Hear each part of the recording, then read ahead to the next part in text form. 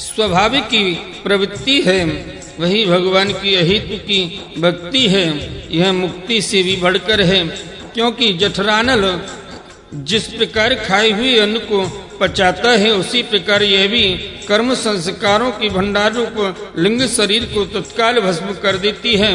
मेरी चरण सेवा में प्रीति रखने वाले और मेरी ही प्रसन्नता के लिए समस्त कार्य करने वाले जितने भी बड़भागी भक्त जो एक दूसरे से मिलकर प्रेम पूर्वक मेरे ही पराक्रमों की चर्चा किया करते हैं, मेरे साथ एक ही भाव सायुज्य मोक्ष की भी इच्छा नहीं करते, माँ वे साधुजन अरुण नयन एवं मनोहर मुखारविंद से युक्त मेरी परम सुंदर और वरदायक दिव्य रूपों की झांकी करते हैं और उनके साथ सप्रेम भाषण भी करते हैं, जिसके लिए बड़े बड़े तपस्वी भी ललायित रहते हैं। दर्शनीय अंग प्रत्यंग उदार हास्य विलास मनोहर चितवन और सुमधुर वाणी से युक्त मेरे उन रूपों की माधुरी में उनका मन और इंद्रियां फंस जाती हैं। ऐसी मेरी भक्ति न चाहने पर भी उन्हें परम पद की प्राप्ति करा देती है। अविद्या की निवृत्ति हो जाने पर यद्यपि वे मुझ मायापति की सत्यादि लोकों की भोग संपत्ति भक्ति की प्रवृत्ति के पश्चात स्वयं प्राप्त होने वाली अष्ट सिद्धि अथवा वैकुंठ लोक की भगवदीय ऐश्वर्य की भी इच्छा नहीं करते, तथापि मेरे धाम में पहुंचने पर उन्हें ये सब विभूतियां स्वयं ही प्राप्त हो जाती हैं, जिनका एकमात्र मैं ही प्रिय आत्मा पुत्र मित्र गुरु सुहृद और इष्ट देव हूँ। वे मेरे ही आश्रय में रहने वाले भक्तजन शांतिमय वैकुंठ धाम में पहुंचकर किसी प्रकार भी इन दिव्य भोगों से रहित नहीं होते और ना उन्हें मेरा काल चक्र ही ग्रस सकता है। हे माँ, जो लोग यही लोक परलोक और इन दोनों लोकों में साथ जाने वाले वासनामय लिंग देह को तथा शरीर से संबंध रखने वाले जो धन पशु एवं ग्रह आदि पदार्थ हैं, उन सबको और अन्याय संग्रह को भी छोड़कर अनन्य भक्ति से सब प्रकार मेरा ही भजन करते हैं, उन्हें मैं मृत्यु रूप संसार सागर से पार कर देता हूँ। मैं साक्षात भगवान हूँ, प्रकृति और पुरुष का भी प्रभु हूँ तथा समस्त प्राणियों का आत्मा हूँ। मेरी सिवा और किसी का आश्रय लेने से मृत्यु रूप महाभय से छुटकारा नहीं मिल सकता। मेरे भय से यह वायु चलती है, मेरे भय से सूर्य तपता है, मेरे भय से इंद्र वर्षा करता है और अग्नि जलाती है तथा मेरी ही भय से मृत्यु अपने कार्य में प्रवृत्त होता है।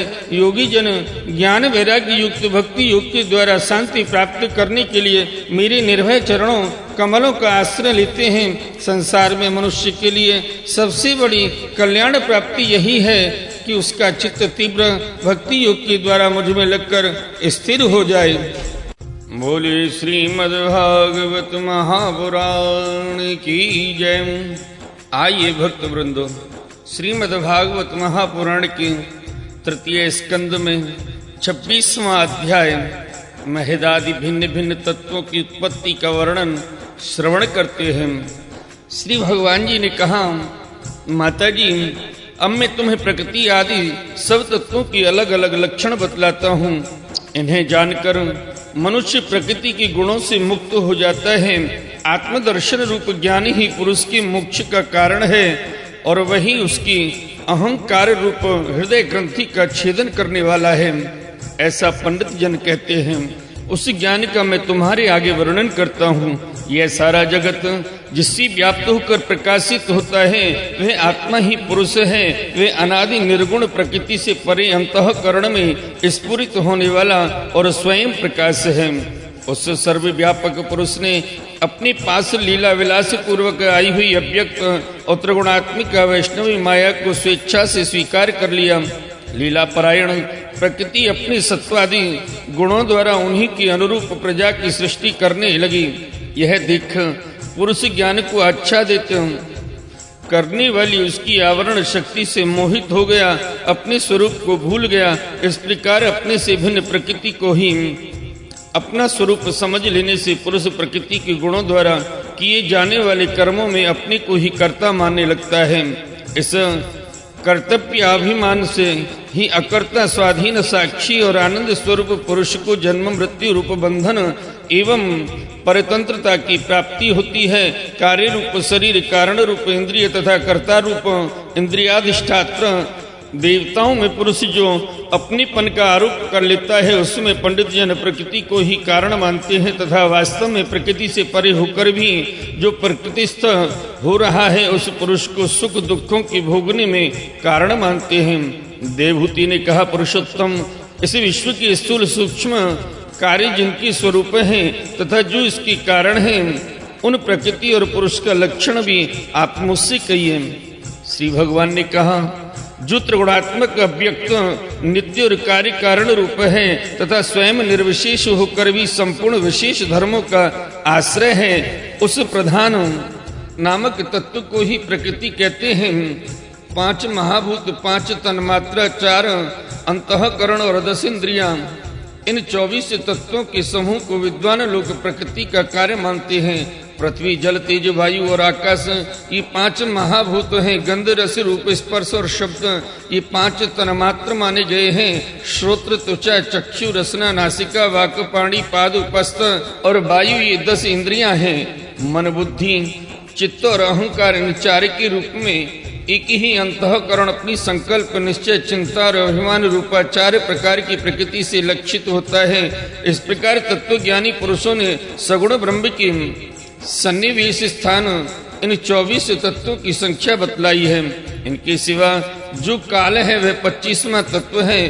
कुछ लोग काल को पुरुष से भिन्न तत्व न मानकर पुरुष का प्रभाव अर्थात ईश्वर की संहार कारिणी शक्ति बताते हैं, जिससे माया के कार्य रूप देहादि में आत्म तत्व का अभिमान करके अहंकार से मोहित और अपने को कर्ता मानने वाले जीव को निरंतर भय लगा रहता है।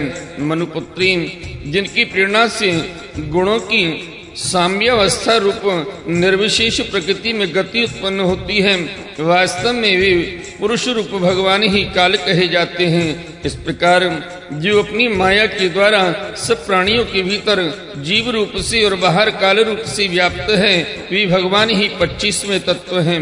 जब परम पुरुष परमात्मा ने जीवों के अदृष्टवश क्षोभ को प्राप्त हुई संपूर्ण जीवों की उपस्थित स्थान रूपा अपनी माया में चित शक्ति रूप वीर्य स्थापित किया, तो उससे तेजो में महतत्व उत्पन्न हुआ। लक्ष्य विक्षेप आदि रहित तथा जगत के अंकुर रूप इस महतत्व ने अपने में स्थित विश्व को प्रकट करने के लिए अपने स्वरूप को आच्छादित करने वाले प्रलयकालीन अंधकार को अपने ही तेज से पी लिया।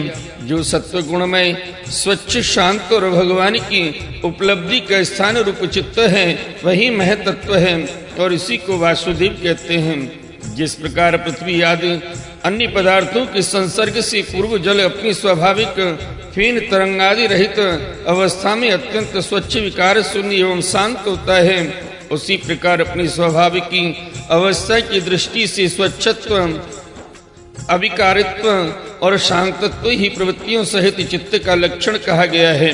तदंतर भगवान की वीर रूप चित्त शक्ति से उत्पन्न हुए महतत्व के विकृत होने पर उससे क्रिया शक्ति प्रधान अहंकार उत्पन्न हुआ। वह वैकारिक तेजस और तामस भेद से 3 प्रकार का है। उसी से क्रमशः मन, इंद्रियों और 5 महाभूतों की उत्पत्ति हुई। इस भूत, इंद्रिय और मन रूप अहंकार को ही पंडित जन साक्षात संकर्षण नामक सहस्र सिर वाले अनंत देव कहते हैं। इस अहंकार का देवता रूप से कर्तव्य, इंद्रिय रूप से करणत्व और पंचभूत रूप से कार्यत्व लक्षण है तथा सत्वादि गुणों के संबंध से शांतत्व, घोरत्व और मूढ़त्व भी इसी के लक्षण हैं।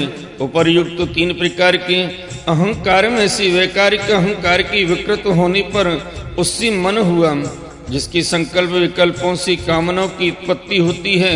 यह मनस्तत्व ही इंद्रियों के अधिष्ठाता अनिरुद्ध के नाम से प्रसिद्ध है। योगी जन शरतकालीन नीम कमल के समान श्याम वर्ण वाले इन अनिरुद्ध जी की शनै शनै मन को वशीभूत करके आराधना करते हैं। हे साध्वी, फिर तेजस अहंकार में विकार होने पर उससे बुद्धि तत्व उत्पन्न हुआ। वस्तु का स्फुरण रूप विज्ञान और इंद्रियों के व्यापार में सहायक होना, पदार्थों का विशेष ज्ञान करना, ये बुद्धि के कार्य हैं। वृत्तियों के भेद से संशय, विपर्य, विपरीत ज्ञान, निश्चय, स्मृति और निद्रावी बुद्धि के ही लक्षण हैं। यह बुद्धि तत्व ही प्रद्युम्न है। इंद्रियां भी तेजस अहंकार का ही कार्य हैं। कर्म और ज्ञान की विभाग से उनकी कर्मेंद्रिय और ज्ञानेंद्रिय दो भेद हैं। इनमें कर्म प्राण की शक्ति है और ज्ञान बुद्धि की। भगवान की चेतन शक्ति की प्रेरणा से तामस अहंकार की व्यक्तित्व होने पर उसी शब्द तन्मात्रा प्रादुर्भाव हुआ। शब्द तन्मात्रा से आकाश तथा शब्द का ज्ञान कराने वाली श्रोत्रेंद्रिय उत्पन्न हुई। अर्थ का प्रकाशन होना, ओट में खड़ी हुई वक्ता का भी ज्ञान करा देना और आकाश का सूक्ष्म रूप होना, विद्वानों के मत में यही शब्द के लक्षण हैं। भूतों को अवकाश देना, सबके बाहर भीतर वर्तमान रहना तथा प्राण इंद्रिय और मन का आश्रय होना, ये आकाश की वृत्ति